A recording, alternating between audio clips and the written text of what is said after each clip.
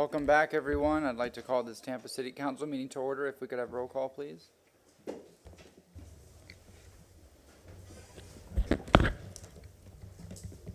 Carlson? Here. Hurtak? Here. Dunnan? Here. Henderson? Present. Vieira? Miranda? Here. Maniscalco.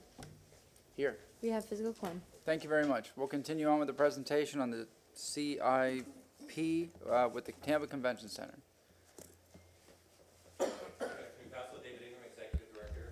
Convention Center.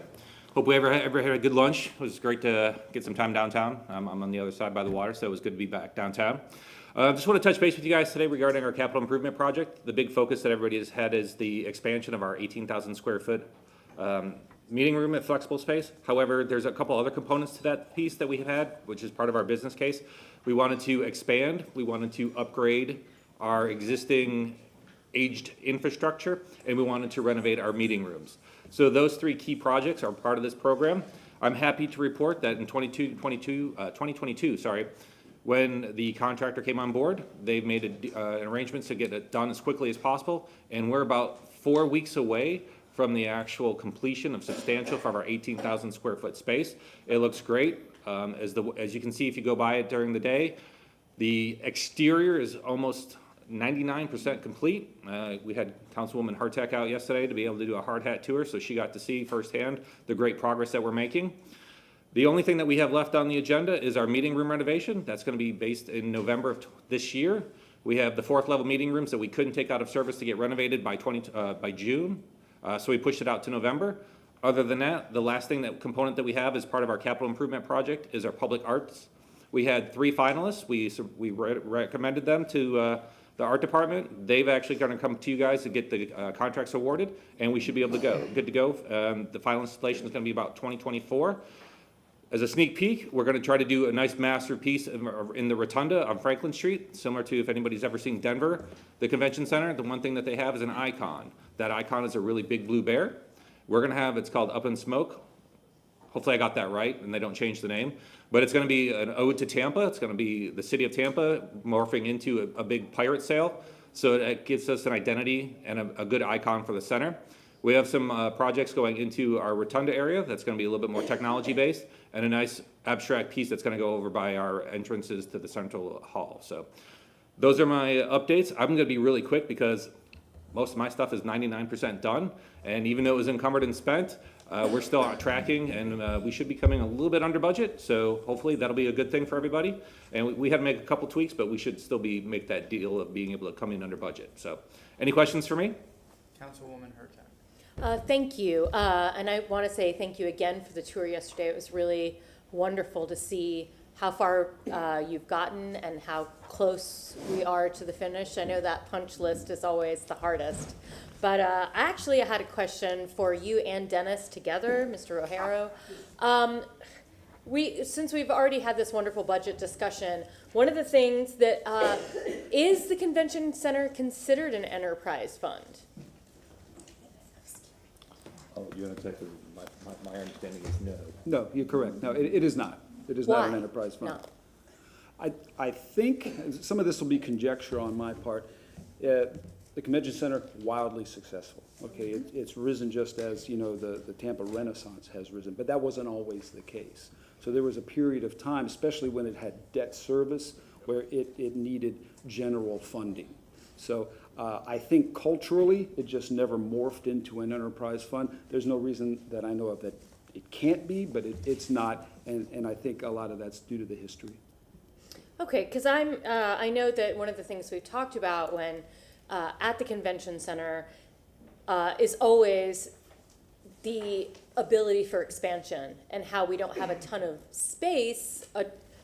We don't have a large footprint, but we actually do have space to expand, and we've had that conversation already about, you know, where do we go next, yes. and even it's a fabulous problem to have that as soon as we finish this expansion, we will be at limit again, and just wondering if, as an enterprise fund, if, you know, helping to fund its own renovation work, addition, because I see that viability moving forward to always need to expand to, Understood. And as we've been talking about all this type of funding, the CRA funding is gonna be going away at some point.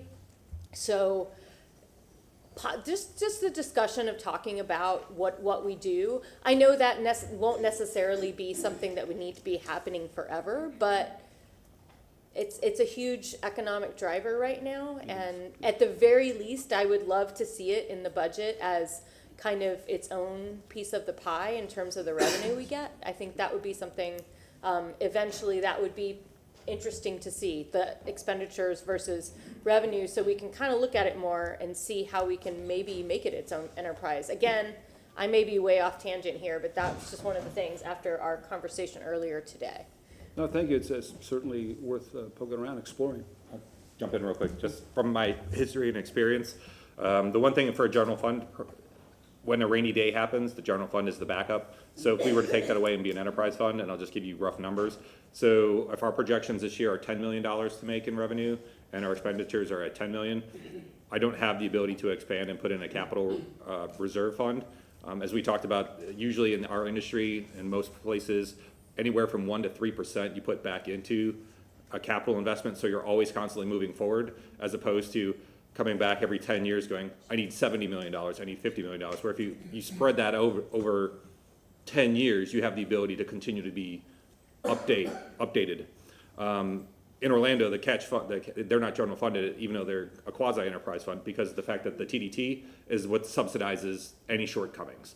So we don't have that luxury here to have that support outside of the general fund. And I'll just add, we talked about it earlier with the parking fund, historically, it's a bit unusual for the general fund to supplement an enterprise fund. But typically, what you would do is you would raise rates and or cut expenditures. But it was coming off the Great Recession, and the priorities were, okay, we'll supplement, we'll be the backstop to that enterprise fund. But that's unusual. And again, if it was an enterprise fund, it would little more hesitancy, maybe some more barriers, as to supplementing it from the general fund, if it needed it. I mean, it's doing wonderfully now. Councilwoman Henderson and Councilmember Miranda. Do you want to speak? I cut off my line, but I just wanted to say I would like a tour of the facility. Whenever you're ready, come on down. We'll get you a hard hat. We can get you out there. We'll get you on a boat. Anytime you want to come down, we're more than happy to have you come out. Councilman Miranda. Thank you. The convention center, what's the age of it from the beginning to now? I believe they opened in 1990, so you're looking at 33 30-some years. Well, that convention center for a long time was just the opposite. It was a money pit that went the other way. Why? Because we didn't have the convention hotel. And we had a crew that we don't have anymore. That crew used to pick up the sidewalks at 5 o'clock and put them back down at 6 o'clock in the morning so a few people could walk that were in town. And that's how it was. So those things I'm exaggerating, but believe me, all that were factual. So when you look at that, and it wasn't until Mayor Greco had the opportunity to bring the Marriott Hotel, and that started a spur and just a little bit better, and at least the people had a place to stay when they came to the convention center, or some of them did. Then other hotels came, the Embassy and all the others. So you've had an enormous growth of opportunity to have your conventioneers have a place to stay across the street, the Hyatt, whatever they want to call it, change the name every 4 years. But those are the things that brought it. The Sheraton across the street was something that needed some bring it up to standards, and it did. And these are the things that make it happen. Then you had another thing that was doing well, but not as well as it today, and that was the Tampa Bay Tourist. That's not the correct name, but Santiago Corrada. The CVB. Visit Tampa Bay came on, and they would go all over the United States and all over the world to bring conventions and people into Tampa. And I don't know where they find them at, but they're doing a fantastic job. And those are the things that put it together, one here, and the puzzle kept coming together until it's what's in your hands now. Not that you're not worthy of doing it, but the plan is there. Or you got to be basically a caretaker and make sure that the conventioneers are coming back every 4 years or something like that. So these are the things that are going on, and you got big shoes to fill, but you're a big boy. You come from Orlando, from a big convention that's over 1 million square foot. This is 200-some-odd thousand on the small side of things, a B convention center compared to the big ones like here in Chicago and the one in Las Vegas. And those are the big, big convention centers. So what you've done is you came over now, and your job is steered in the right direction and make sure that we continue to do what we're doing and everybody's satisfied. So thank you for the job you're doing, sir. Thank you, appreciate it. Councilman Clendero. I appreciate the tour as well, and I'm only real brief. I thought Councilman Miranda was going to say what I said when he asked about the age of the convention center, because I just wanted to bring, since I was just then this past week, up to my fellow council persons who may have not been over to the convention center recently. It is definitely showing its age, and I think that we're going to have to be prepared to invest in that to bring it up to 20-something standards. So just awareness that you can definitely tell that it's how old it is, and it probably needs some improvements. And welcome to Tampa. Thank you, appreciate it. Anybody else? Councilman Carlson. Yeah, further to that point, I know you've only been here a few months. How long has it been now? 6 months? 6 months. But if you ever want to have a workshop item to discuss the business of the convention center, what the future is and everything, I think that would be a worthwhile conversation whenever you're ready. Sure. Talking about where its relative position is, how competitive we are, et cetera. But the other thing I want to ask Mr. O'Hara real fast, sorry to make you get back up, but if to further to what some of my colleagues were saying, if the convention center had its own P&L, what would it, including debt service or depreciation or whatever, what would the numbers be? Do you know off the top of your head? I don't know off the top of my head. I do know, actually, I'm pretty sure they don't have any debt service any longer. That certainly helped. So But didn't we bond out these renovations too? Oh, We did, but part of I believe $2 million's coming from the CRA and $2 million's coming from the TDT. but we could work up that P&L statement for you, kind of further to Councilwoman Hurtak point, how they look by themselves, in their own universe. Yeah, I think it would be interesting to look at it, and like if 2 million is coming from the CRA, it's still, it's still tax money. So it would be interesting to look at the revenues from operations versus the expenses, and then ideally we'd use that, whatever that model is, to go back in time also, and then look at what the subsidy is. And I understand that the purpose of government is to serve market failures, and if convention centers were highly profitable, the private sector would own them. And so we invest in them so that we can get a return from everything else, and we can measure that in hotel taxes and other things, which are going up astronomically now. So I know there's an economic impact, but there's a hotel tax revenue impact. There's a number of people, but I'm just curious. It sounds like we've been closing the gap on whatever the subsidy is, but it's just interesting to study that over time, and we can explain why we subsidize it. But if we're closing the gap, that's a success that we should talk about too. Thank you. And they are no longer subsidized. Okay, so yeah, I forget when it was, but we reached that tipping point. No, but but they're not covering. If we're pulling $2 million out of CRA, that means they're not covering all that, right? I've got my general fund blinders on again. Yeah, Yes, you're I mean, absolutely if you right. just You're looked at it absolutely like a right. P&L, including everything, Gotcha. that whatever it is, we're subsidizing it, and we shouldn't, so that somebody doesn't go create a video explaining why we should subsidize it. I'm making the point already, we should subsidize. The question is, how much is it now relative to what it was before?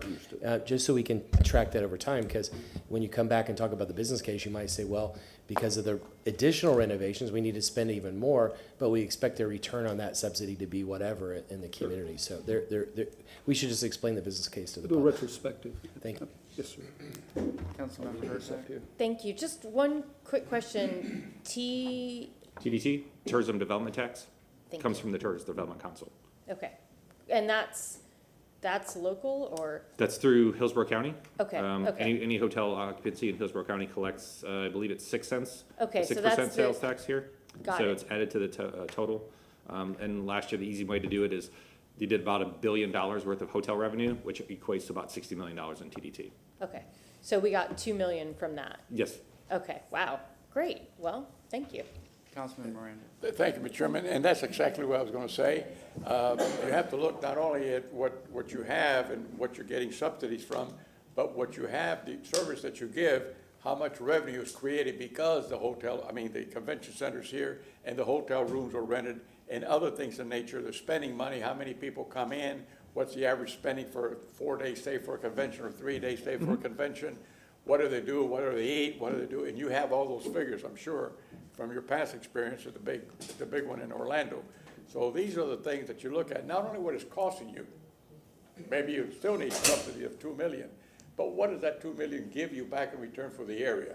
The Correct. marketplace, how many rides does it give you on this trolley? How many rides does it give you on that boat that goes nowhere, that we're paying $750,000 to go from here to St. Pete? That is nothing else but a tourist ride, that's what I call it, but anyway, maybe I'm wrong. It says it takes cars out of the bridges. It takes cars, but not many of them, because they're here on vacation, and the tourists are taking it to take the boat to St. Pete and come back. But anyway, that's just the way I feel. But you're doing an excellent job, and when you look at a cost ratio of something, you've also got to have a benefit of what it gives to the surrounding areas of the city and the private businesses. Thank you very much. Absolutely, thank you. Thank you very much. All right. Thank you.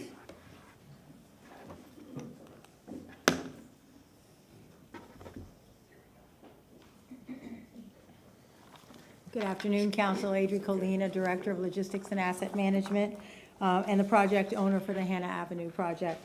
I wanted to take a minute, even though the project is about 85% complete on the main building, to just go over the business case, and why we did what we did.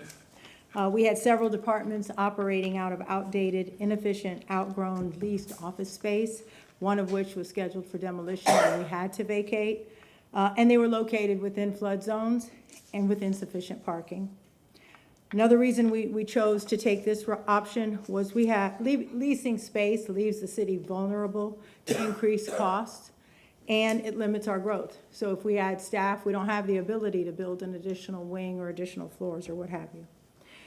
We did study the option of either leasing space in the future or developing a vacant city-owned property, and clearly decided that developing that city-owned site and investing in the East Tampa community was our best option. The city-owned site offers accessible parking and an appropriate elevation. It's not in a flood zone. And when I talk about parking, I just want to mention to you the Construction Services Center on North Boulevard. We've been in that building for many, many years. There's approximately 90 parking spaces there. When you take out spaces to accommodate our EV vehicles, to accommodate ADA requirements, our employees, it left under 20 parking spaces for our customers. So we clearly had to move from there. That's not a good option for us. So this new site will have ample parking. It co-locates 6 city departments and results in cost avoidance of over $500,000 annually when you think about our rent payment, O&M cost, and that doesn't factor in any escalation over the time period. It also allowed us to obtain reimbursement because it's a brownfield site. And so remediating the soil there and cleaning that up allows us to take advantage of some of that financial reimbursement.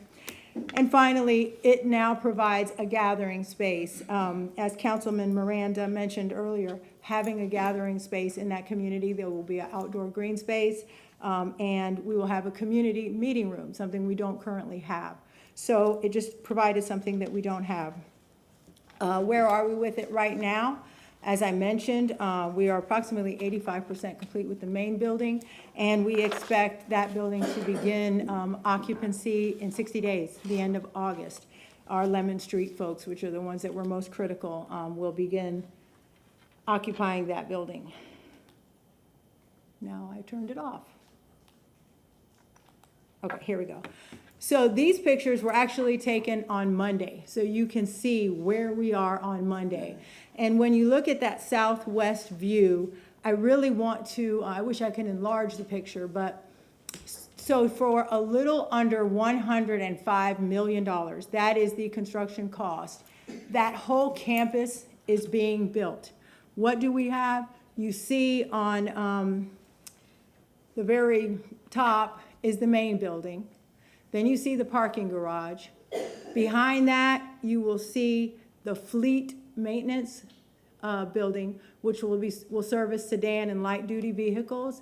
And then off to the left in the back, you see a pad. And that is just the foundation for our facilities building. So that has not yet begun construction, but that's what you see there. And then what you do not see, but in front of the main building, will also be the gathering space, what we will call Hannah Square. You also really can't see too well, but there are fuel pumping stations. So city vehicles that are out on that side of town can fuel up there as well. So those are the different components. The top right, you see our community room. I mentioned to you it's something we don't currently have.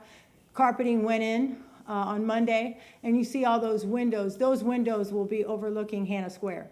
So if there's any activity going on in the square, people in the community room can see that. That room will double as a coop site for council. Should you need to conduct meetings there, it will be equipped technologically to have meetings from that room, as well as other meetings needing large spaces. And then the bottom picture is just from the northeast view, so what you're able to see there is the main building, and then the same buildings I described to you before, but looking at the opposite view. So the construction costs. Timing was critical. At the time, we looked at timing, simply moving the folks from Lemon Street because that building was going to be demolished. We had no idea the tsunami that was coming behind us with cost increases as it relates to supplies, materials, and labor. So timing was absolutely great when we did what we did. According to the ENR, the Engineering News Record, which is what is used by the construction industry for forecasting costs, in 2021, Tampa saw a 20% escalation impact on materials and construction costs, and 10% in 2022. The national average in 2021 was 14% and 8.4% respectively. Hannah Avenue has seen a 3% increase. And that 3% was due, and I will say it was a good thing, to the addition of solar panels. That was a council ask that we were happy to oblige, and additional EV charging stations. As Chairman Maniscalco mentioned earlier, solar and just being conscious to the environment is important. So that's what we've seen in terms of escalation costs so far at Hannah Avenue. We actually compared the cost for the 3 buildings, not counting the parking garage, that have been constructed, and just averaging those 3 buildings, it was a construction cost of $339 per square foot. Currently, what you're seeing is about a $600 per square foot commercial construction cost. So again, timing was great for the city of Tampa in doing that. I want to also share with you, as it relates to construction escalation cost, we will be coming before you again in the near future to make whole on those escalation costs. The contract allowed for $500,000 in escalation for material. We've exceeded that. Right now, we're looking at about $3.7 million is what construction escalation cost. And just to give you an idea, we factored in for concrete $110 per cubic yard. When it was actually purchased, that number was $180 per cubic yard. And you know there's a lot of concrete at Hannah. And so, and then also the projections, the GMP came in when the main building had 60% drawings and the fleet and facilities buildings were simply at schematic design. So I think they did a very good job forecasting on what those costs might be and not realizing what the volatility of the market coming behind us. Community engagement. I have to tell you, this project, I'm the project owner, and I'm the proud project owner. I will say that. It has been such a team effort. I have collaborated with all the stakeholders we have mentioned in the Great 8. Many of them are behind me today. Community engagement has been huge. This morning, our owner's rep, Jonathan Moore with Envision Majan, was here. Unfortunately, he had meetings this afternoon and he couldn't stay.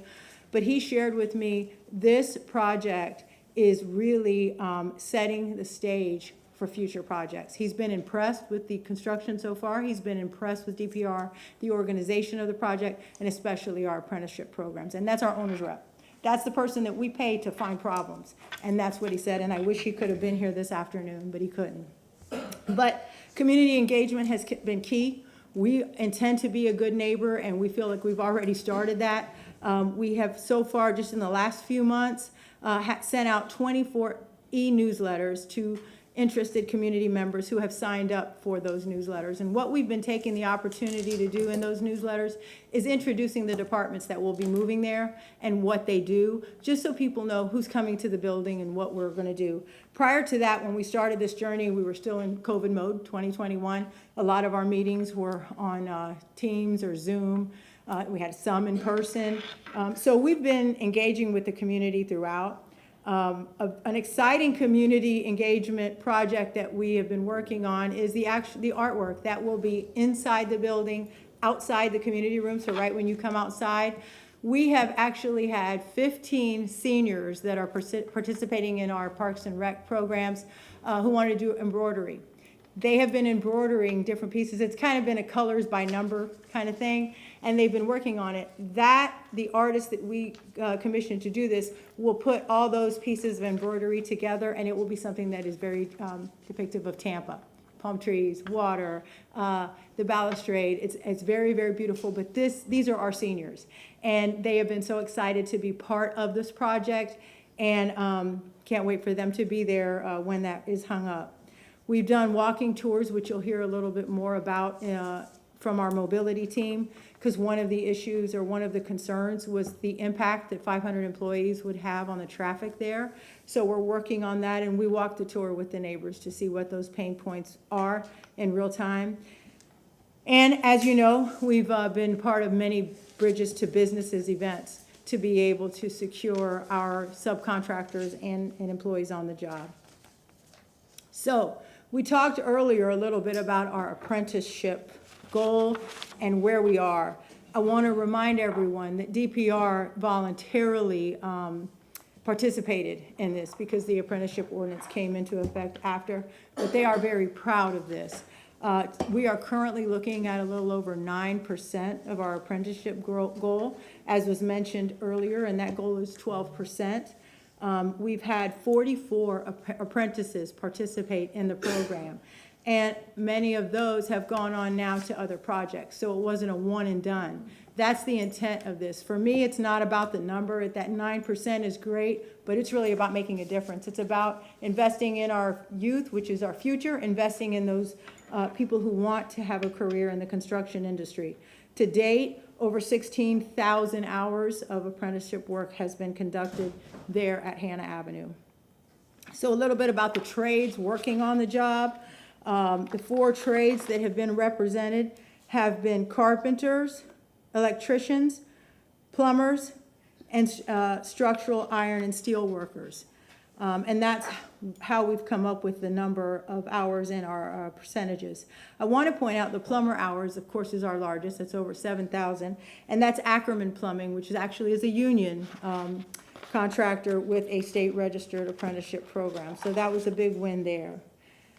In terms of EBO, we've worked very closely with our EBO office, and I'm sharing with you the numbers that have been submitted by DPR and verified by our EBO office, as well as our owner's rep. So as you know, the goal for the project is 35%, and of that, 20% was dedicated to Black business owners and 15% to small local business owners. We are tracking, although it's not part of the percentage, women and minority-owned businesses as well. So what does that look like? I'm extremely proud to say we've exceeded the BBE goal. Remember, it was 20%. That number is 22%. That is committed, and that means over $23 million have gone to Black businesses as a result of the Hannah Avenue project. Our SLBE number, you will see, is not where we want it to be. It's actually 0.3%, 0.3%. But it does represent $357,000. In total, we have committed over $23 million. I want to share with you a little bit something that I've learned through this project. You can't be counted twice. So if you are a black business owner who is also a small local business owner, you can only be counted in one area. And so if we were able to count them in both or count, I know we will be well over in both categories. But again, to me, it's not about the numbers, it's about making the difference in the lives of many. And so remember, council has asked repeatedly, we want people from East Tampa working on the project. We want people within that zip code range. So a lot of them are small, local businesses who are black. So we're counting them in one and unfortunately falling short in the other, but doing very, very well overall.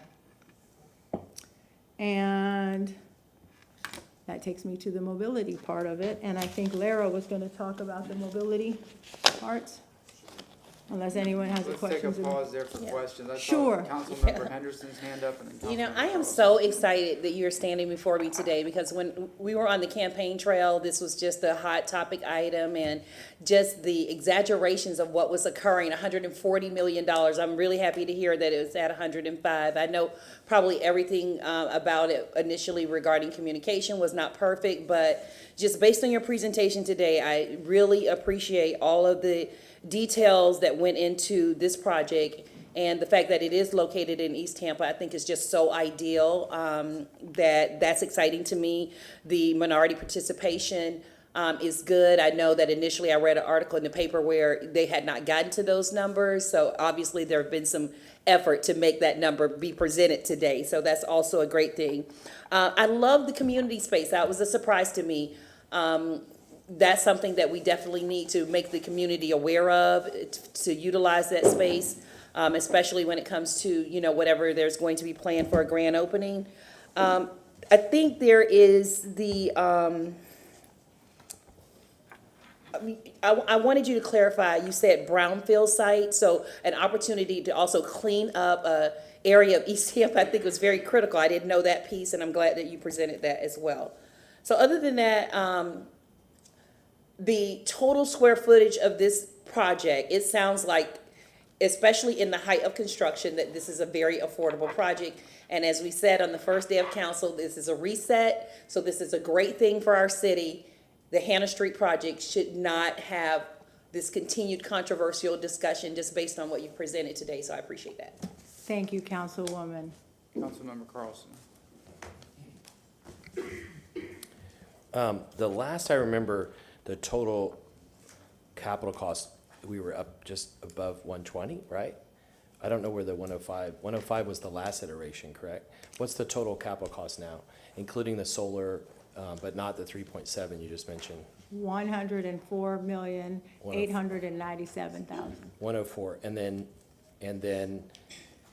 3.7 on top of that. Correct. And More then- or less, and we're working on that, you know, that's gonna be coming before you, but that's for And escalation. then if I remember correctly, originally it was 71 million interest, now it's about 54, I think, in interest. And do you know how much the operating expense per year is gonna be now? We do not, and I don't have the interest numbers. I don't know if Mr. Rogero does. The operating expenses, remember, this will be the first building with solar power, so we know that we are going to see a reduction in operating expenses there. We have some projections, but what the actuals will be at this point, we do not know. It will, And first of all, I should say, thank you all for the transparency of this presentation, all the detail, and, you know, based on prior discussions, you all and the chief of staff have put in business case and everything, but I just think we need to make sure we have all the numbers. Am I close on 54? Very close, 56.5 million in interest. 56, and then I think, I don't know a nice way to say this, but a couple months out now, I think we should know the operating expenses. We should at least have an estimate. You all must have numbers somewhere that say what it is. But let's say if you add these numbers up, 104 plus let's say 4 to round up, that's 108, plus 56, we're about 164. And let's say over 30 years, I think it would be reasonable to say that the operating expenses would have to at least be 36 million. So let's say the total is 200 million, then including operating expenses, just as a placeholder. Over 30 years, it seems like the operating expenses would at least have to be $1 million a year, no? I don't know, I'm not prepared to speak to the Yeah, operating I think that's, expenses. that's something that we need, because, so whether this originally started out as two buildings, one of them was the police station building, and we were gonna two buildings for 100 million, and we were gonna offset it with selling the police station downtown, and we were gonna offset it by selling the building behind Home Depot. And that was gonna maybe be another 30, 40 million. So the net for two buildings was gonna be about 60 million. And now it's 104 plus 3.7. I think the original that we approved was up to 108, so we're still within the 108. But just to show from context, it's gone up. And then plus the interest, plus the operating expenses, let's just say round numbers over 30 years, 200 million. Can you go back to the first slide you had, please? I can, but I do want to say one thing. This building was never going to be the police station. I want to be real clear. I don't know why that keeps coming up. No. Police was I never didn't say going that to the police this one. station was going to be across the street, but the original budget said 100 million for the police headquarters and this building, and then we were going to offset it, and then it came back a few months later for one building for 108 million. So the one of the things that we would have had to do in a business case is figure out, well, how much would we have to pay for rent if we didn't build this building? You have this 500,000 a year. Is that what you're saying the rent would have been if we had rented it?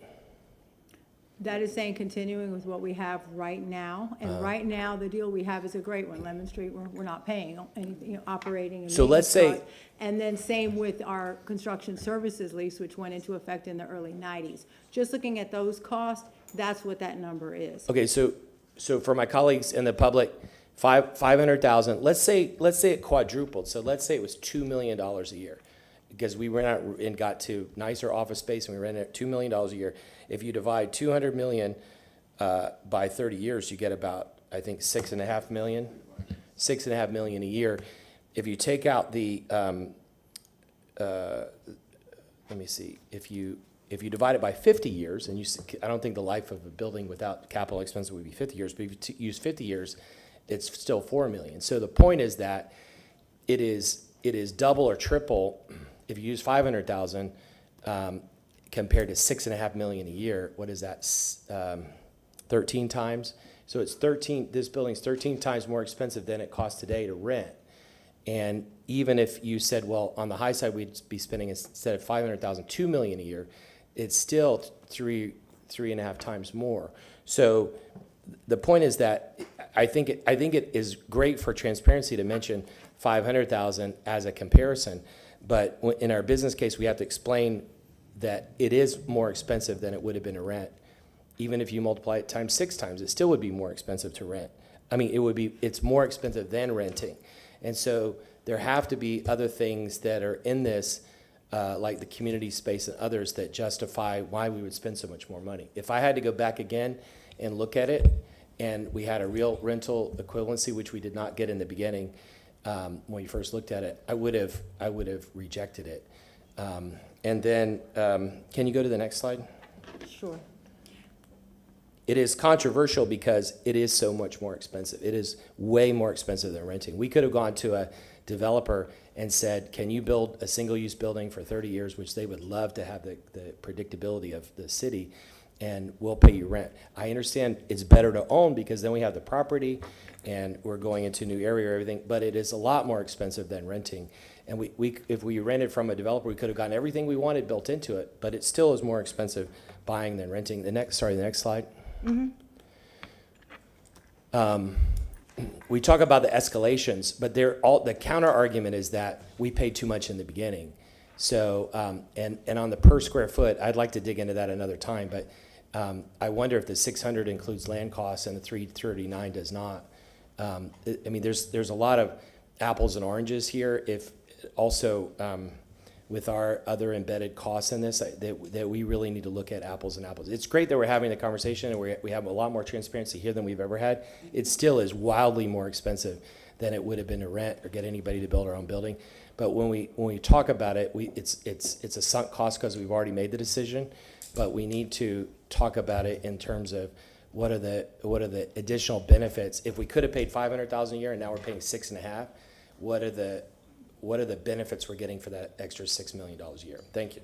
So what I'd like to share with you is that 500,000 that we're saving, remember, that's rent from nineties. That's not today, and one of them we're not paying rent for. That's why I said, So- even if you quadrupled it, even if it was $2 million a year, it's still this cost is still 3 times more. Well, I looked, just Tuesday of this week, I was looking at commercial cost.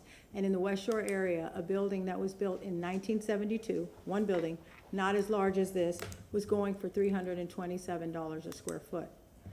And the average to construct this new one, according to what we need, is $339 a square foot. And if I remember correctly, Tampa City Center across the street, I'm looking it up, it sold around, here it is. No, it sold for like 100, I don't remember exactly, it sold for like 110 million back in 2019. So this project was started in 2015. Had somebody in 2019 said, hey, we're gonna need more space, why don't we buy Tampa City Center? It's too much capacity, we could have rented it and broken even on it instead of building a new building somewhere else. So the point, we can't go back and undo this project, but the public does have a lot of questions about it. We need to figure out better ways to explain it. But my most important point is looking forward instead of back.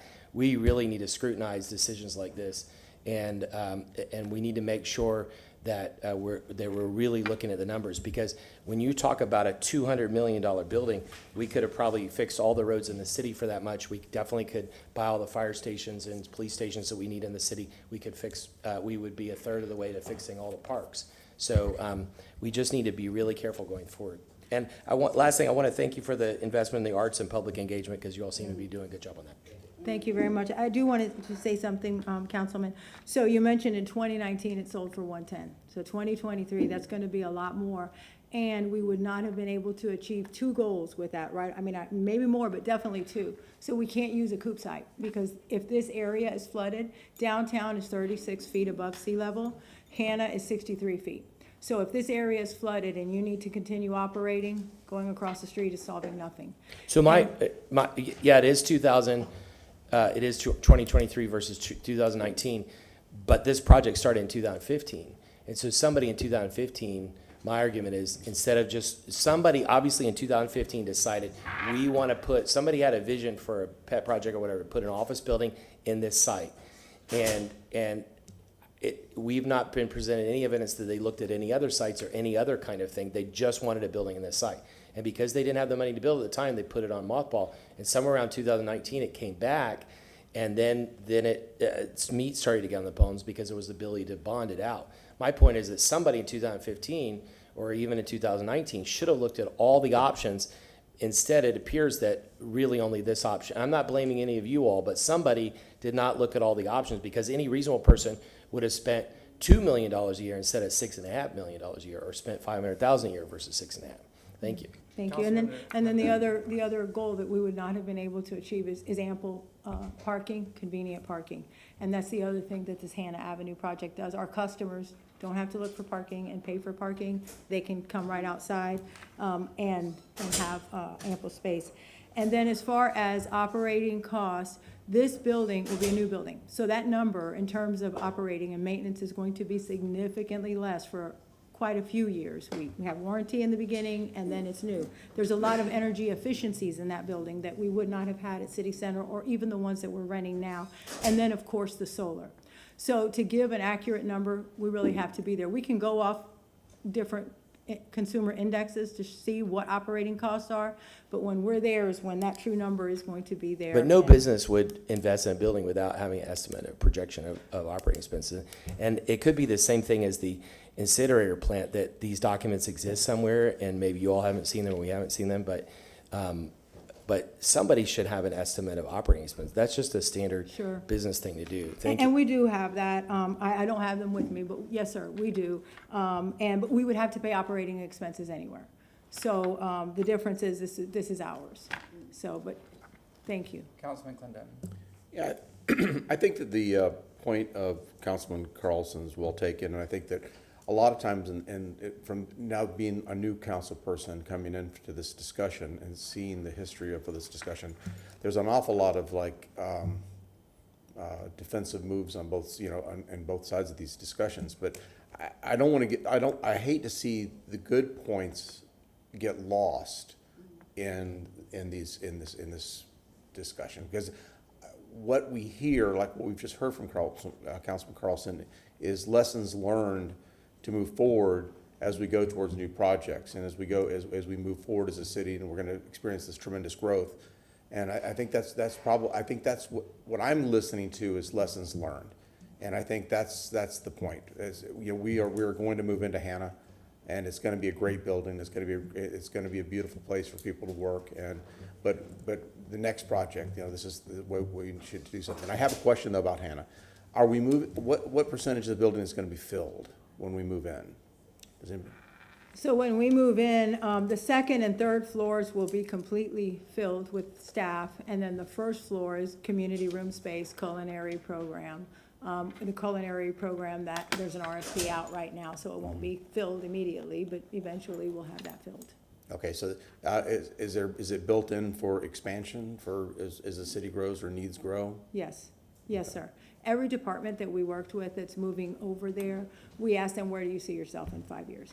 And then we have conference rooms that they're significantly larger now than they could be. We could reduce those. We have options that we have considered for growth. Yes, sir. So it's future. What's the projected time as far as when we would outgrow what the present square footage is on this building? 5 to 10 years. Okay, very good. Thank you so much. You're welcome. And very well, your point was very well taken, as is Councilman Carlson's. I can tell you every time before I come before you, I do some more homework because I know. So thank you. You make us sharpen the saw. Councilman Moran. I'm not an expert on anything, but I've lived a long time on something, and I'll tell you what it is. If I was to follow every logic that I heard, I'm saying it's right or wrong, nothing at all. The house that I bought in 1964 was $12,400. If I add everything I put into the house, it'd still be under $50,000, 40 years later, or whatever it is. The house is now worth $450. But if I sell the house, I can't move anywhere because I can't find a house for $450. So what I'm trying to say is, if you own your land and you own your building, from the exception of it, you don't have to worry about what rent increases unless you own a football team. You got a 30-year straight line where you don't have to pay any higher rent from the beginning to the end of the contract. So you go follow these trends, and if I follow all those trends, Water Street would have never been built. And guess who's paying it? The people who are leasing, the people who are renting. So how many neighbors in the city of Tampa do you know that buy houses to rent? They don't do it to lose money.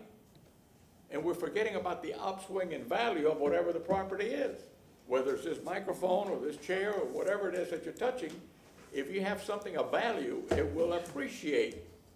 And at the same time it's appreciating, if you're private, the depreciation on something that's appreciating. And you only pay the tax when you sell. And I'm not smart. I never went to high school. I went to Jefferson. So what I'm saying is, it taught me a lot of things more than math. It taught me about what you think and what you hear and how you figure it out where you're at. So I'm listening to all this and I tell myself, wow, I should have never bought any of the houses. And somehow my bank account is larger now than it was then. I don't understand it. I just don't. So you buy a building, no matter if you're a private investor or a government building, it's going to have the same cost, the same insurance, the same depreciation, and the same upstream in value as time goes by. So I sit here and I tell myself, maybe they're right. But I don't think they're right 100%. Certainly you can call, when you buy a car, you say, oh, I can't buy the car. Well, you better find out what the insurance is going to be before you buy the car, because you're going to have another payment for the rest of your life. That's why I never buy a new car. But that's just me. Like I said, I never went to high school. It taught me a lot going to Jefferson. Thank you. Thank you very much. Anybody else? Councilwoman Hurtak. Thank you. I think the big concern and the thing that we all don't talk about is the expense of bonding. And so one of the things I'd really love to know, again, with budget coming up, is how much do we have bonded? What are the future costs? Because I'm as we're considering a recession, one of the things those are sunk costs, as you were. I mean, we're going to owe that regardless. And so I want to know. I know you've showed us a lovely. We've seen the bar graphs before, but really focused on one particular area or another. But I would love to see overall, like where we are in bonding. You could even do like different colors in that bar graph about what is bonded for what area or however you want to do it. But I would just love to see an overall picture of bonding and then maybe projection for the next 4 or 5 years with the projects we're considering. What more do we want to bond? Because I know we're talking about possibly like bonding for a park is on the agenda. And I've heard already from tons of community members that are absolutely against more bonding. So I think that's what comes from this discussion. But to go back to Hannah Avenue, thank you for that, Mr. O'Hara. To go back to Hannah Avenue, and talking about the walking tour, the last walking tour I was aware of was several years ago. Has there been a more recent walking tour? So the one that I was on was probably the same one, July of 2021. Yes. I think the mobility team can talk a little bit more about that. I know they've done more in the community. I've not been on that, on Okay. those tours. Because I would recommend at least one more walking tour. I drive that area. It's already congested and 500 more cars a day. Is it still a huge concern from the neighbors? That concern has not been addressed adequately for the neighbors. It just has not. And so I think that's another reason that this project still leaves a not so great taste in some of the community's mouths because they are very concerned about the uptick in traffic. I know we have folks in wheelchairs and that live close by that I've heard from. And again, I was involved with those community meetings long before I joined council because that was my neighborhood, is my neighborhood. I haven't moved. But just, you know, the addition of that, another walking tour, I would also encourage a walking tour again 6 months after the project is opened, because we don't yet know the full consequence, but when we do have the full consequence, we need to be incredibly receptive to neighbors. So I would even get that on the books now and let them know it's coming. I know they're listening now, so they'll now be expecting to hear about that. But it's just something like that to really, really, we can project as much as we want to, but when the reality hits, people are going to find other ways. They're going to find the cut throughs. They're going to find all of that. So how do we work with the community to deal with those impacts as they come, to keep the community a major part of this project? So thank you. Understood, understood. We will. Thank you. Thank you very much. Thank you.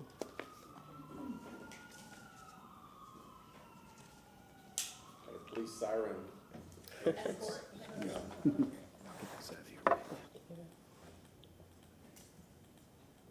All right, good afternoon, council members. My name is Laura Baug. I'm Chief Production Engineer with the Mobility Department.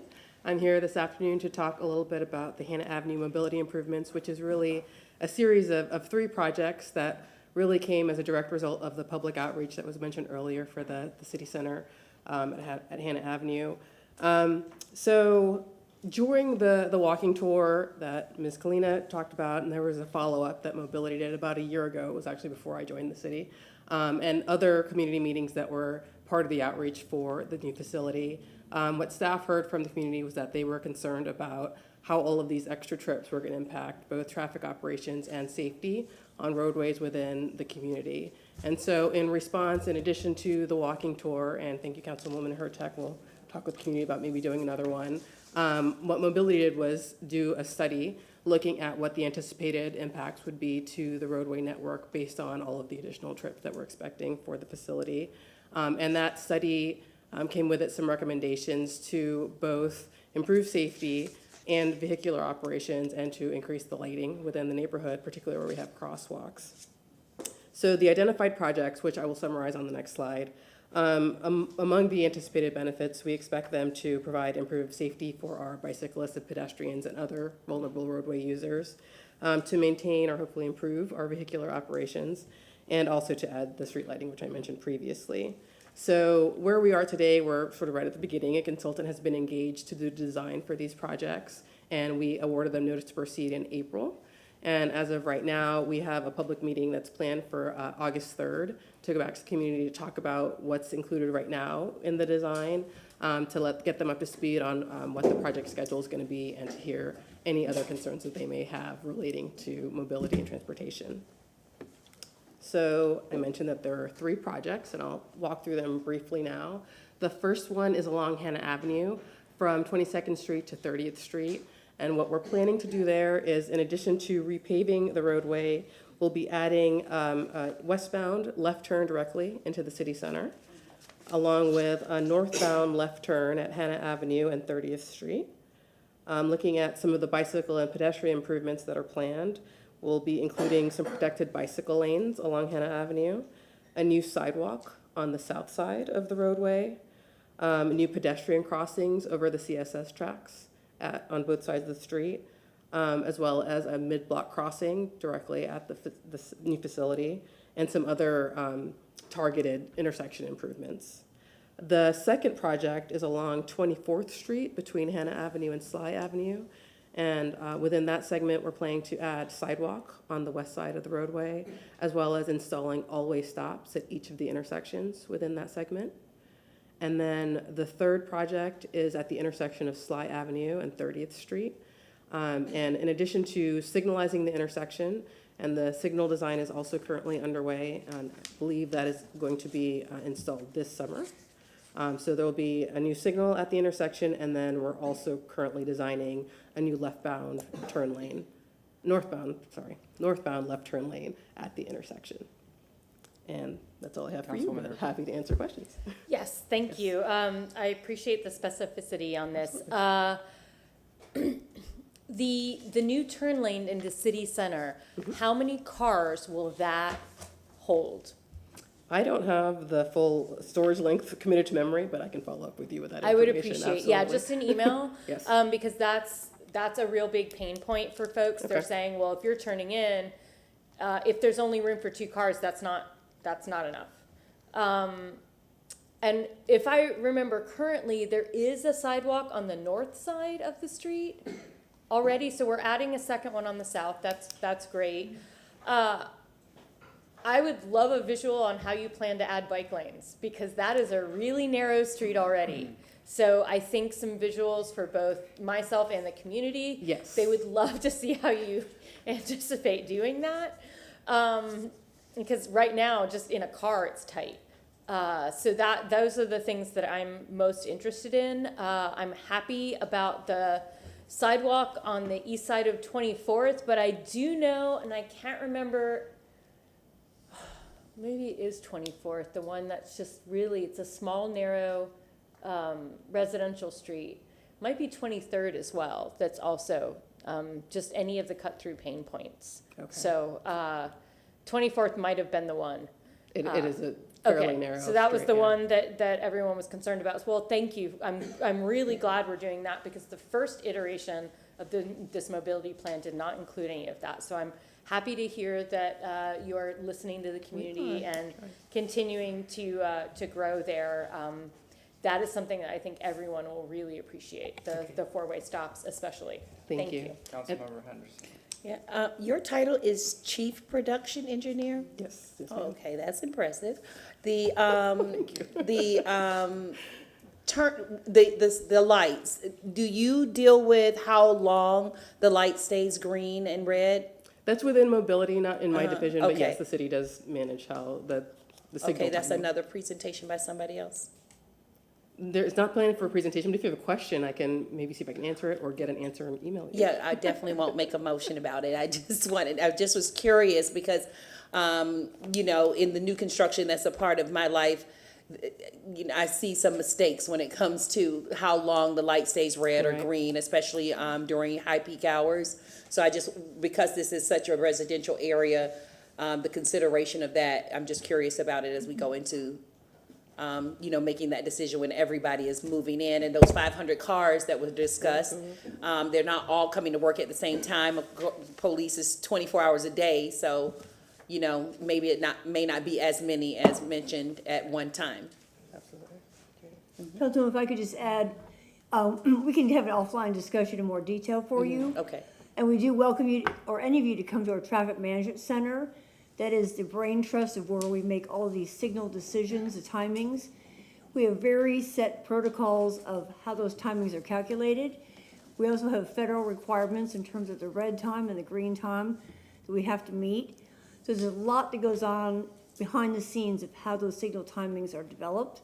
But we're happy to give any information you'd like to have on that, specifically about this new signal, or just the traffic management process in general. And again, our traffic management center is located at Twiggs and Meridian, across from that new Publix. So anytime you'd like a tour, please let us know, and we'll be happy to do that for anyone. Thank you so much. Councilmember Carlson. Do you know how much all of this is going to cost, or what the budget is? Is there a budget set? So we only have planning level estimates at this point because they're right at the beginning of the design, so we don't have any quantities or pay items or that sort of thing, but we're right around 3 million is what we're expecting for construction costs. 3 million. And could I ask, Mr. O'Hara, is that included in the 104 million for the building on Hannah Avenue, or is this separate? Separate. Separate. Okay, thank you. Thank you very much. Thank you. What's your name again? Laura Bauk. Kalina and I'm Laura Bauk and Adriana Kalina. Laura what? Bauk, B-O-U-C-K. Oh, beautiful. Thank you. Good afternoon, City Council. My name is Brad Baird. I'm Deputy Administrator of Infrastructure and here to talk about the PIPES program. So for those of you that weren't here when the PIPES program was approved and that new council members, our business case for this was included several years of extensive data collection. And from that, we prepared 4 master plans, one for each treatment plant and pump stations, and then one for the wastewater collection system and one for the distribution system.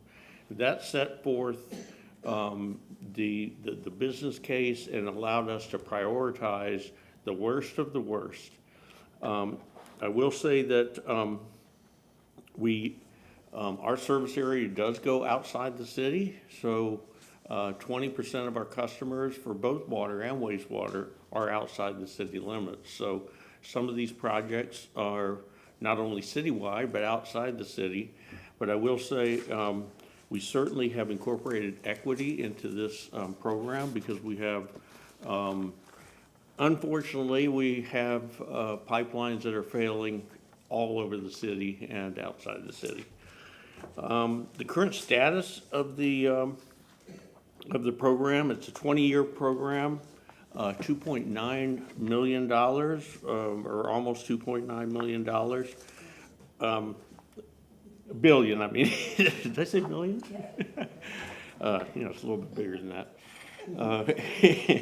2.9 billion.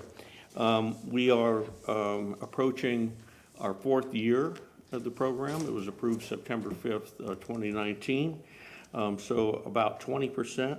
But as Dennis alluded to earlier, we have encumbered or have under construction or closed out about 45% of this. So we are significantly ahead of schedule. We have, it totals up, I have on this slide $1.2 million, but I see Dennis had 1.3 on his slide. So you have more current numbers than I do.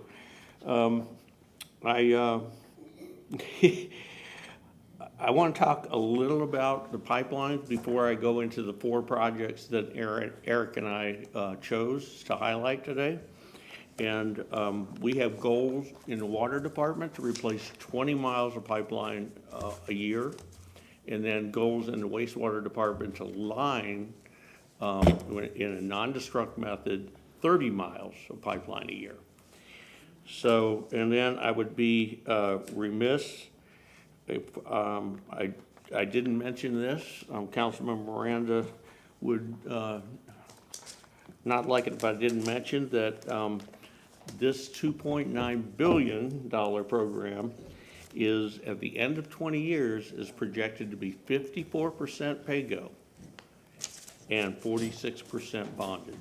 I would challenge you to find a program of this size that's close to 50% bond and pay-go. We're very proud of that. And so with that, I'll go to the next slide and talk about 2 water projects, and then I'll turn it over to Eric to talk about 2 wastewater projects, and then we'll both stay up here to answer your questions. The first one is David L. Tippin Water Treatment Facility Chemical System Improvement Project. And this one is just a super exciting project because our water treatment plant is in the middle of 3 neighborhoods. And currently we disinfect our water using liquid chlorine, which comes in on rail cars. And I don't want to go into the detail about the security associated with that and the dangers associated with that. But with this new plant, and it's called the hypochlorite plant, we will be able to produce low-strength bleach that's not dangerous, and that will be eliminated. So this project, design and construction, is estimated to be $37 million. We are nearing completion on the storage part of the facilities. We have not started the plant itself to generate the chlorine because we need to use that rail building to continue to take rail. We will be able to start that as soon as we complete the storage. Then we will start taking shipments of the low-strength chlorine and then eliminate those rail cars at that point. So it's kind of a phased approach and scheduled to be complete early 2025. So, and next slide, please. Hold on 1 second for a question, Councilwoman Hurtak. Thank you. This is completely off the rails, as it were, off topic, but I do have to ask that once that chlorine, from my understanding, the only thing that rail system does is go to the chlorine plant, or from that the rail line. Yes. Do we own that rail line? We do own part of that rail line, yes. Not all of it as it comes off of Rowlett Park Drive, but we own some of it. Okay, and so I would love to talk about, like a rail trail system when that's done, if we could make that more of repurpose that. What's done, to repurpose it. Okay, because we only own the short section of it. Oh, okay, Yeah. okay, so you use Yeah. a really short section, okay. That spur would be eliminated. Okay, it would be eliminated. And then, I guess, I was not here for this. If this was done during the last council, I wasn't aware of the chemical processing. So this is a safer process and a safer chemical than the one we get shipped via rail. Much, much safer, yes. Okay, thank you. Yeah. I was pretty sure, just wanted to clarify that for the public's sake. Yes, with the rail car deliveries we have now, if we were to have a major leak, it would really cause some serious health issues and maybe even worse with the people that live in the area. So that would be totally eliminated. Great, thank you. So, you're welcome. And then the next project is suspended ion exchange. If I could have the next, I gotta do it. Thanks, Laura. Project, and this is the suspended ion exchange project at the water treatment plant, not to be confused with the pilot at the Howard F. Curran plant. This project, estimated design cost is $14 million, and the estimated construction cost is $145 million. We are currently in negotiations on the design for this. this is changing treatment processes, so this is a big deal.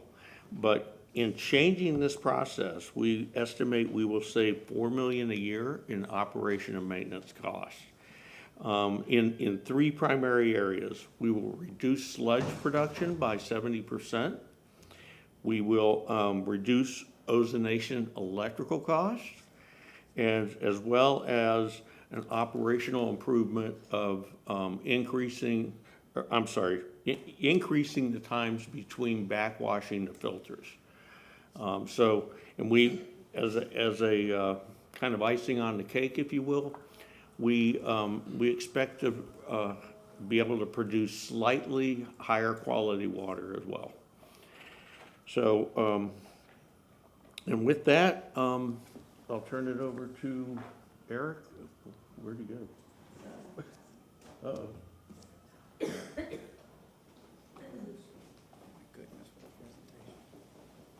Oh. While we're waiting, I have a question about, hey Brad, I have a question about the ion exchange. Brad. What's that? I have a question about the ion exchange while we're waiting. What night's here, but Okay, let's do that. are other water facilities in this country using this process now? What process are we using now? The ion exchange? Oh, it's to be designed and built. But are other water facilities in the country Oh, using yes, this? and Yeah. there are smaller ones in the United States, but ones of this size are in the Netherlands. Okay. Yeah, that's where the technology is used. And then the pilot that we're going to talk about later at the Howard Kern, it's used very little, if any, on the wastewater side of things. Gotcha. Thank you, Mason. Here, you got it? How do you do this? Good afternoon, Eric Weiss, Wastewater Department Director, here to talk about two wastewater projects that are pretty good size that are almost done. The first one, at the Howard F. Kern Wastewater Treatment Plant, we have a sludge dewatering facility.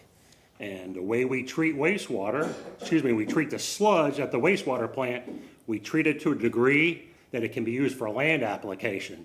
And more specifically, we have contracts with a vendor that takes it to ranches in the area, they spread out and use it for grass. We pay by the ton to take this sludge material to the ranches. And that's where this project comes into play, because when we're at the end of our sludge treatment process, it's 90% water, only 10% of it's solids. So when you pay by the ton, it's real attractive to try to squeeze as much water as you can out of the sludge. So if you see the picture on the left, there's a 3-story building that we built. Sludge goes to the top of it, and the third and second story is a couple pieces of equipment called a centrifuge. Sludge goes in and you spin it real fast and it drives out the water. Then on the first floor is a bunch of lanes, tractor trailers come up, the dry material goes in it, and they go off to the ranches to dispose of our sludge. We're about done with this project. In July, we're gonna start up the facility and expect it to be fully operational in August. Okay, next project. You may have heard about this before, the Harbor Island Wastewater Force Main. So back in the 1950s, the city put in a 5-foot diameter wastewater pipe down the middle of what's now Harbor Island, down to the south end tip, went under the bay to the wastewater treatment plant. Well, we're now 70 years later, and that pipeline, we say, is past its useful life and needs to be replaced. But nowadays, when we're going to go do that, Harbor Island is all built out. There's nowhere where you can put a 5-foot diameter wastewater pipe to get onto Harbor Island, go south, and then get off again. So the solution was go around Harbor Island. And that's what we've done. The picture to the left, pretty interesting. That's at Okeechobee Park. That is an 80-foot deep shaft and a tunnel that goes underneath a beneficial bridge to Harbor Island, underneath the Seddon Channel, and comes up at Port Tampa Bay. It's about 3,200 feet, and it's actually the 3rd longest pipe tunnel in the United States. Happy to report that the outside tunnel was just completed about 2 weeks ago. So we have a complete tunnel from Port Tampa Bay all the way to Okeechobee Park. Where we're going now, the next 2 months, we're gonna then put our wastewater facilities inside this tunnel so that'll take about 2 months, and then fill the dirt into those shafts. And then the final work on this entire project is to go out into Franklin Street to do the final connections. That'll probably be happening in the fall. Any questions? Any tours for council members of this tunnel? You know, I've been asked by the contractor, it's a French contractor that does this boring, you can get a cart and go from one side to the other. You know, I'm 6'5", and I was like, I'm not sure I could crouch down in a cart and get pushed from one side to the other. They use that to pull, because the outside tunnel casing's in place, you still have to put the wastewater pipe in there. So they have to go and put that pipe in, and they put grout, which is concrete, between the wastewater pipe and this tunnel. Thank you very much. Any questions? Yes, ma'am. How do you fix a problem once it's all in there? I mean, just, Good question. It should never happen. This pipe is for 100 years. okay. Because if you can imagine, you have a steel outside casing under there, you have about 16 inches of concrete, and then you have a fiberglass pipe inside it. Okay, awesome. Thank you. Thank you very much. Thank you.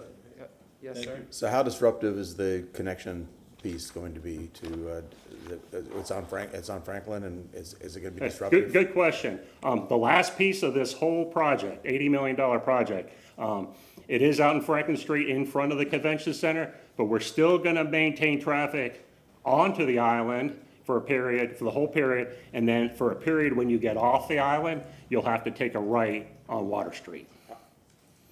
And how long is that portion of the project gonna It's last? probably 2 to 3 months, and that'll probably be happening October, November, December.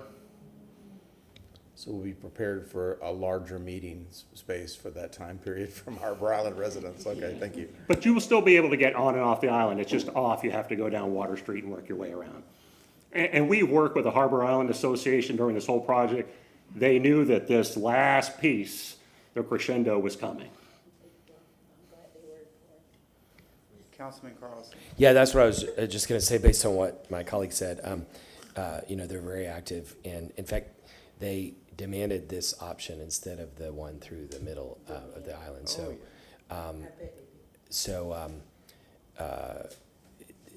We just need to make sure they understand what the disruption will be, and if we need off-duty police officers or whatever, we need to book all that in advance to make sure, because with everything developed across the water, it's really congested there now. Thank you. Yes. Yeah, I'm sure Mr. Tippin and Mr. Curran would be so proud. So thank you so much for this presentation. I learned a lot today. Thank you very much. How much longer is this So, presentation? council, that concludes this item. I just want to say thank you so much for indulging us for this time. We have, as Councilwoman Henderson mentioned, over 300 projects. We would like to come in and talk about every one of them this way. Obviously, that's not reasonable. But we will be reaching out to all of you for different briefings. We want you to ask us anytime you would like a briefing on something, or if there's something that would need to make a motion where we can come before this forum to present something. Our interest is to try to be as available and transparent on any of these projects. As you can see, one project could take a couple hours to talk about because they're so complex. So we don't want to be, feeling like there's not enough information flowing, although it is a lot of information to try to manage. So however you think we could improve that process for you, please let us know. But we're looking forward to doing this again probably in November, and picking another set of projects or maybe some ones that you'd like to hear about at that time. Councilmember Carlson. Yeah, I just want to thank you all. Sometimes we get criticized for having long meetings, but this is exactly what we need to be talking about. The public, these are hundreds of millions of dollars, and public needs to understand it. We need to see the updates, and I think it's time well spent. Thank you to all your staff for putting together all the details of it, and we ask tough questions because that's what we're supposed to do, but we appreciate you all coming back all the time with more and more information all the time. One thing I wanted to add, on the pipes program, I have been getting a lot of complaints recently about water bills being high,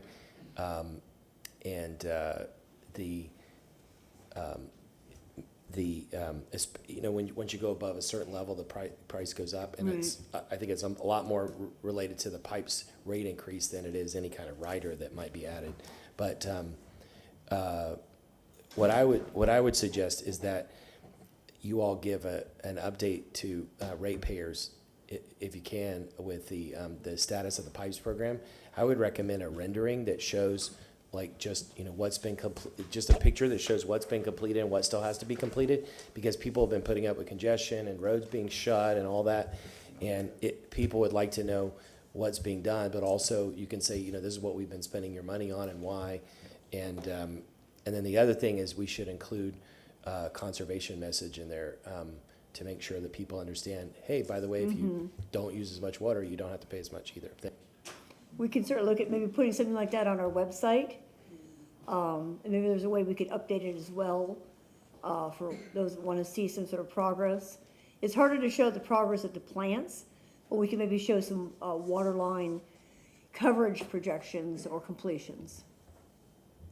Yes, ma'am. And I would piggyback on that. I was gonna recommend even just like a quick video to add, because honestly, just the pictures you have are fine. I don't think we need to do anything crazy above and beyond, but if you have a visual and say, oh, well, we're this far along, like the chlorine plant. It's a great example. You can, and just the pictures of what's going under the water. I mean, yeah, if there's no picture under the water, that's fine. But people are happy to know that that's done and how long that's gonna last, and that it's getting close. I think people are just happy to know that it's getting close to being done, and to also share, what already has been done. Well, this piece is already finished, and maybe not mention the ones to come, but just, where we are so far. Right. So, but thank you again. Your work is, this work is the stuff that is really hard to take credit for. And to show, and for the public to truly understand it, because it's never going to be visible. But it's the stuff that impacts us all the most. And so thank you so much for all of that. And yeah, if there's a way we can really share that with people, I think in the long run, they're always grateful. So thank you. Thank you. Your questions, like Adri said, keep us on our toes, and that's what we want. We don't want to miss anything. We want to consider everything when we can in a timely manner, so we appreciate your working with us on all these projects. Thank you. Last item of the day is going to be bundled at 6, 7, and 8, and this is to discuss Pure, or whatever they call it today. I hope we can wrap up by 4 o'clock. We have a 4:45 special call, correct? CRA, and then we go into our evening meeting beginning at 5, so hopefully we can manage all this and get public comment and everything. Yes, ma'am, go ahead. Thank you. Again, Jean Duncan, Administrator for Infrastructure Mobility. From our perspective, we see this as being a rather brief item. It's up to you whether it needs more conversation. So quickly on items 6 and 7, these were actually continued back from March. So in both cases, we have submitted extensive information relating to the questions in the motions, which are essentially about the contract that contained the task related to the Pure process. That is contract number 21-44. The team is PCL and Carollo. And so we provided the information related to the invoice questions. We are hopeful that those are satisfactory to everyone. Haven't heard any further questions regarding that material. So at this point, we just wanted to share with you that the task in that contract, there's only one task remaining that is active. And that is related to the suspended ion exchange pilot project at the Howard F. Curran wastewater treatment plant. The other tasks in that contract were related to the Pure process, and the Pure process is no longer in place. It has ceased, with those tasks not being further active in any regard. So, but that does not mean that the water challenges that started this process have gone away. The good news is that some dynamics have changed, and we're having excellent conversations with SwiftMud and with the Tampa Bay Water Board and their staff, and also with DEP. So we will be continuing to work on these water challenges related to our discharge at the plant, related to Sulphur Springs, related to planning for our water future, working with our partners. We have lessons learned, as Councilman Plenendo shared. on how to do this kind of a conversation with everyone. Our interest is in maybe some baby steps, some more bite-sized components to addressing the problems. And communication, communication, communication. So as we move forward with any further discussions about this topic, we'll be very interested in taking those lessons learned and doing it as thoughtful as we can, and maybe compartmentalize as we can, so that we don't have too much to be considered all at one time. So with that, I did want to share some information about the 6 pilot. I have Eric Weiss here, our wastewater director. We also have our Corolla team of experts. 2 of those joined us today in case there's any really deep technical questions you'd like to ask. And so with that, I'd like Eric just to share a little bit about the 6 pilot at the wastewater treatment plant. So thank you. Good afternoon again. Eric Weiss, Director of the Wastewater Department. We're excited in the Wastewater Department about this technology. It has the potential to substantially increase the water quality of the water coming out of the Howard F. Curran Treatment Plant to the bay. And that's organics, that's nutrients like phosphorus and nitrogen, which could adversely impact seagrasses in the bay. And maybe, if you guys have ever heard of PFAS, it's one of those forever chemicals. When this was done, the same technology pilot plant was done at the David Tippin Treatment Plant. Great success, and they did have some success regarding PFAS. We're hoping that it's going to be the same. The pilot, all the equipment is now on site at our treatment plant. They put it together, hooked up all the electrical, plumbing, piping. So we're about 1 week away from starting it up. The whole process should take about 4 to 6 months. So starting in June, ending October, and we'd be more than glad to provide any updates as that goes along, and it finally ends with a final report of how did it work. So in that regard, we do have Dr. Melanie Hatchett here. If you have any specific questions about the process. Councilwoman Herta. Thank you. I just a quick question about, so we're looking at June to October. Yes. And knowing that that is just the scientific part, the report writing part always takes a little bit longer. When do we think we'll actually have some reporting to share? So just some little, so I can keep a note on my calendar. Okay. We talked about that this morning. With Corolla, they said about 2 months. Okay. To be able to pull all that information together and put it in a report. Okay, so we're looking December, January-ish because of what December is. Yes. So, okay, well, that's very reasonable. And I wanted to thank Ms. Duncan because as Councilman Clendenin was talking about lessons learned elsewhere, I had written down that very thing for this. So I appreciate the lessons learned, and I see some of our stakeholders in the audience also nodding about the lessons learned, and I'm greatly appreciating that. And I do anticipate to continue to work with both our public stakeholder groups and the city on moving forward in smaller iterations and smaller pieces. And I'm not quite sure if they need to talk about it, but I believe it's probably you need to talk about it. Right now, we have about $785,000 left in the account. And a lot of the public's question was, where is that money going? Okay. The good news is this is 100% grant reimbursable. So all the money that they're creating on this project is reimbursable through the Department of Environmental Protection and the Bureau of Reclamation. So we'll be getting that money back. But it is, again, would stay within the enterprise fund, because that's how water and wastewater is funded. But just to clarify for the public, we're expecting this project to cost about, this pilot is expected to cost around $750,000, pretty much taking the money out of this account that we're calling Pure.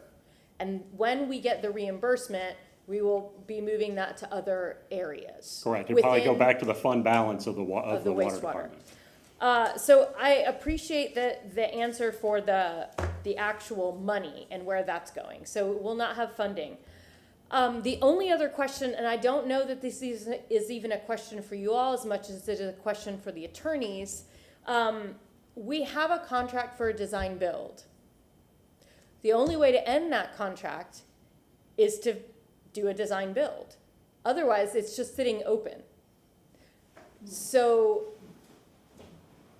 this is a question that we've been rolling around, and it doesn't have to necessarily be answered today. Okay. But what happens, because that's, folks are saying this is exactly what happened with Hannah Street. Justin Vasky, Senior Assistant City Attorney. At this point, we're in the design phase. We're not in the build phase. So if we come back with an amendment to the contract with the build phase, you could hypothetically not approve it. So once again, we're in the design phase of the contract. No? I didn't mean to shake my head, I'm sorry. Okay. That wasn't directed to you, I'm sorry, Jean Duncan. If you don't mind, I'd like to just say it a little more simply. When the 6th pilot task is complete, this contract will sunset. Whatever the legal mechanics are for that, it will sunset. We will not be coming back with a build amendment for you to act on. Okay, great. Is there a possible way to do an amendment to just simply say that? To put it in writing? I think they're chatting about that, but I'm sure there's some creative things we can do to get the outcome that you would like. Great, and that's all I ask, is that because for the public, I think folks really want to know that this is sunset, it's done, and when there's still that design build, again, just from past projects and past concerns, I think if we were able to have an amendment to somehow close that, I think we would all feel much better. The short answer is yes. Okay. We can have an amendment that brings closure to the agreement and removes all doubt. Well, that would be wonderful, and then we could truly start on the next phase of the smaller bites of what do we do about the different Yep. portions. Thank you so much for that. If I could just clarify what Brad said, and a question for Brad. Brad, I assume we would do that at the end of the pilot, correct? Oh, yes, Oh, yeah, yes, Just so you yes, know, yes. the timing of that is when it would happen. Of course. If you don't see it happening right now, that would be the reason. Just remember, Yeah. we just came off of an interesting campaign, all of us, many of us, and Yeah, they definitely. affordable housing and Pure were the most hotly contested items there, so the public, I think, spoke very loud and clear. Councilman Yeah, Lynn killed it. Carlson.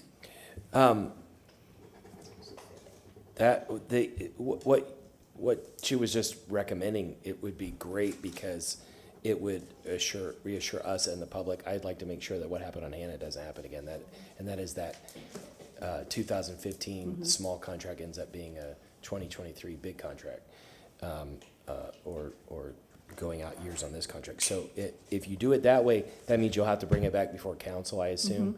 But either way, can you please bring it back before council, because that we should all tell the community and celebrate that. We commit to doing that, and if you'd like to memorialize it with a motion, that's fine, but we're committed to do that. We're gonna have a ribbon cutting. Oh, yeah, We're gonna have.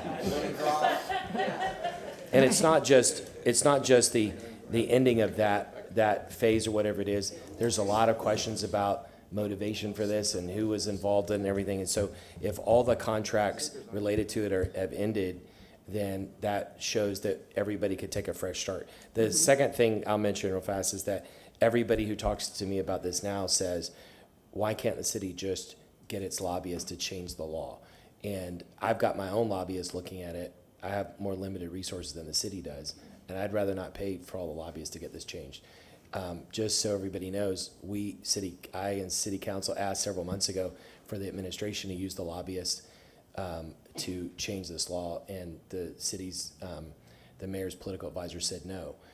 So I would just ask again, without making a motion, the public obviously wants this done, and we can decide in the future to do whatever we want to with this water, but state law potentially forcing us to do this, especially knowing now in multiple ways the city lobbied for it, is a big problem. And so I would just again ask the administration, please use the city lobbyists to lobby to modify this law, and modify, get the legislature to modify the DEP rules related to it, and we should work ideally with Swiftmont and Tampa Bay Water on that. But if we get that done, that gives us the time to have big community discussions, discuss about whatever we want to do with this. And I also appreciate the parallel track of talking to Tampa Bay Water, and that it's gone from 20 MGD to 50. And because all along, I think that's been the best option, other than the beneficial use of putting it in the bay as we're doing right now. Thank you. Councilmember Clendon. So, from Councilperson Carlson just mentioned, we didn't want to do a motion for something like that, and I'm trying to figure out why we wouldn't want to have a motion. Okay, I hear that maybe there's a motion coming, so I will stop talking. Thank you. Yes, ma'am. Yes, ma'am. I was going to say that I don't want to make a motion right now. What I would like to do is work with legal to make sure the wording of the motion is exactly what we need. And I anticipate to be able to bring that back probably next Thursday, just the motion. Is that doable? Good afternoon, McLean Evans, Assistant City Attorney. Next Thursday is a regular meeting, right? Yeah. Yes, of course. And then I was just going to give a courtesy reminder of council's standing motion to include wastewater reuse or pure in the title, because after you make your motion and whatever language you use, we cannot change it, so it won't appear in the agenda as you prefer. Which is why I want to say I want to work on the motion with you or whichever legal department person says that they need to. So Kelly is listening. We'll make sure it happens. We'll work on it this week. I'll be happy to bring it back next Thursday. Good, fair enough. All right. Anybody else? If not, we'll go to public comment at this time. Thank you for your patience. It's been a long day.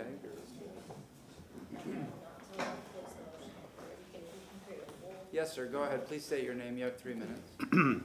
Well, good afternoon. My name is Sid Flannery. For the new council members, I'm a retired chief environmental scientist with the Southwest Florida Water Management District, where I worked for 30 years on freshwater flows to estuaries, including minimum flows for the Hillsborough River and the city's water use permit for withdrawals from the Hillsborough River Reservoir.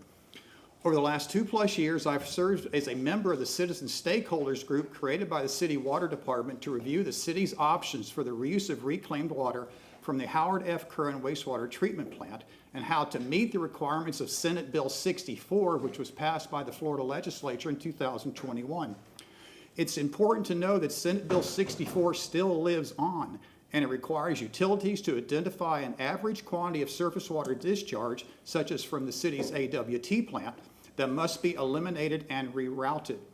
It's the city's water department understanding that to meet the requirements of Senate Bill 64 by January 1st, 2032, they must eliminate an average of 50 million gallons of water of discharge from its AWT plant and reroute it to other locations, often with extensive additional treatment to make the water safe for other uses.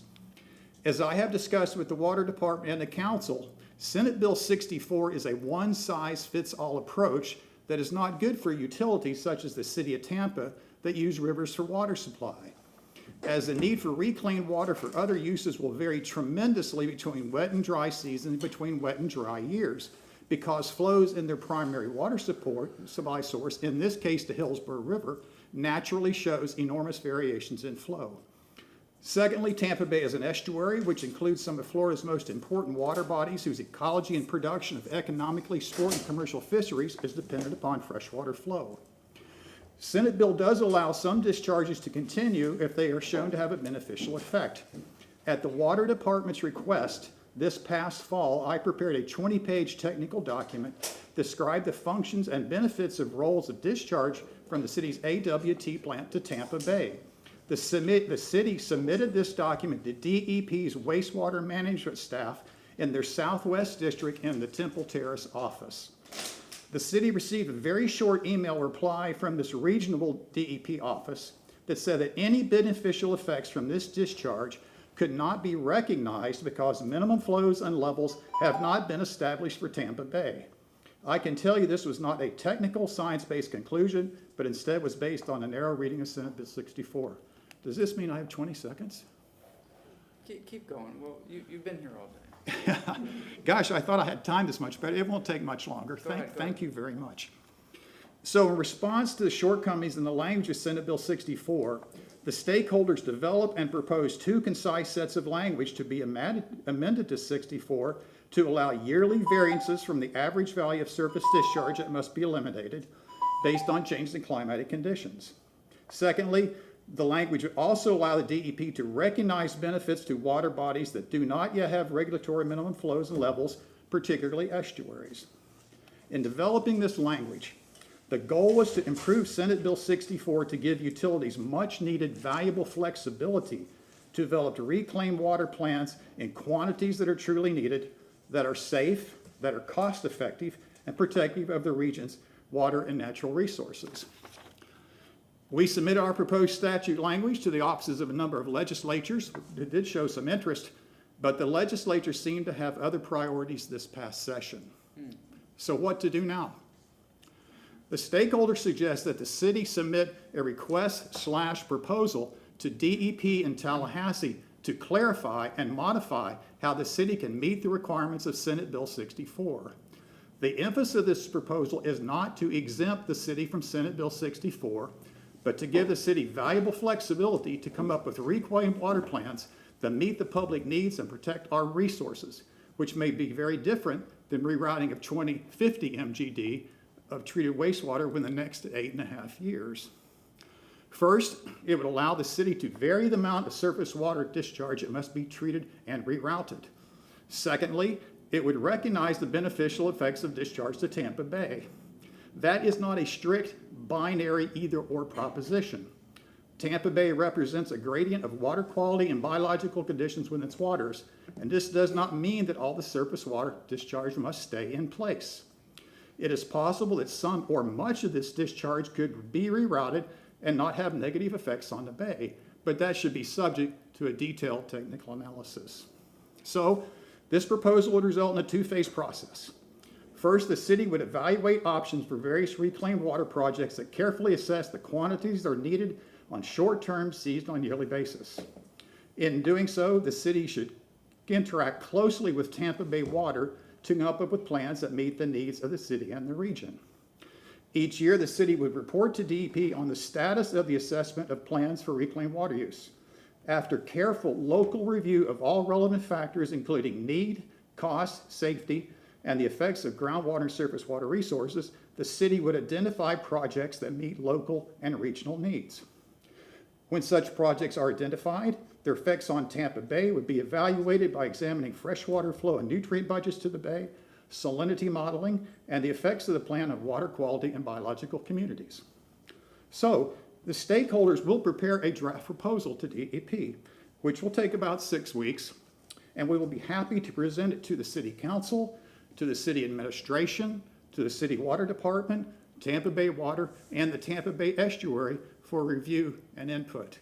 If you like, I'd be happy to return to Council and report on our progress at a future date. Thank you you very sir. much. Thank you. Yes, ma'am. Yeah. You want to respond, or you want to wait until after public comment? I was just gonna do one quick. Go ahead.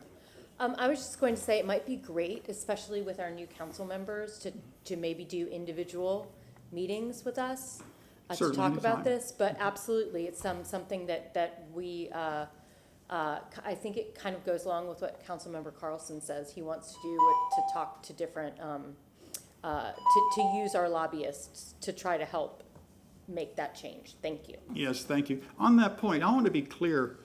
We never intended to have the city exempted from Senate Bill 64. I think that was a misunderstanding, and that's not the intent at all. Thank you very much. Thank you. sir. Next person, yes, ma'am, please state your name. Hi, good afternoon. Nancy Stevens, Tampa Bay Sierra Club. Well, I'm hopeful that we've reached a turning point in planning for Tampa's water needs. That rather than politics, there now will be a careful planning process to provide safe, affordable drinking water for the citizens of Tampa, to keep the Hillsborough River and Tampa Bay healthy, and to protect the quality of our aquifer. I'd like to comment, I'm glad to hear that the 6th pilot test will be completed but end this contract. And I want to say the 6th pilot test is important because it will look at treatments to reduce the nutrients and contaminants of the wastewater that's currently going into the bay. So that's good work that has to be done. I'd also like to present some other ideas of things that need to be done. As, you know, we still have water issues planning to do, so I'm going to present some ideas. Starting with a thorough technical assessment of Tampa's water needs and quantifying what truly the water needs are. The Tampa Water Department is concerned about droughts, but how often major droughts occur and how much supplemental water would be needed must be carefully quantified. Tampa, in conjunction with Tampa Bay Water, must analyze both water needs and supplies, including the Hillsborough River and the Tampa Bypass Canal, which both Tampa and Tampa Bay Water use for water supply.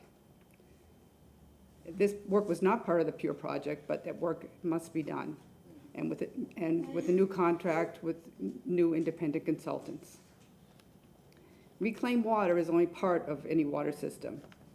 Tampa must do an unbiased comparison of all its water sources for drinking waters and minimum flows. And Tampa must continuously promote conservation to continuously reduce water use. So I'm glad that came up earlier. And yet, yes, we should be looking at our reclaimed water, where it can be put to beneficial use as SB 64 requires, and as Sid went through. For example, increasing purple pipes for watering lawns has a double benefit, reducing drinking water use and using some of the reclaimed water. This solution should be more seriously pushed and pursued. Some of the people with high water bills, maybe they should be looking at getting reclaimed water to water their lawns if it's available, because that would be, in dry seasons, a more cost-effective way to water the lawns. So that needs to be promoted and maybe increased throughout the city. And as for drinking water was mentioned, the Tampa Bay Water will explore using our 50 million gallons a day of wastewater, of our reclaimed water, for direct potable reuse. But they're going to put that as part of their developmental alternatives program and look at safety and costs of DPR. And then they'll continue to do that. And DPR will be on their list of possible water sources for the region for years to come, but it will be compared to all other water sources. So that's ongoing. They're going to have more details of that, they said, in August.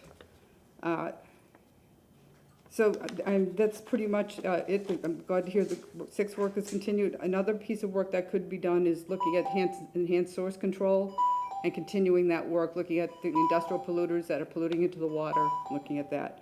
And yes. Thank you. Thank you very much. Thank you. Anybody else? That concludes the agenda and the meeting. Can we wait for new business until this evening, unless anybody's in a hurry? Well, I just gotta make one. You want to? Oh, let's do new Mr. business. Chairman? Yeah. Just before we do that, I guess my item, working with the city attorney, number 8, I guess from this discussion is rendered moot, so that could just. Yeah, be it was all removed- 6, 7, and 8, removed so from the you're agenda. good. Okay. Yes, sir. Thank you.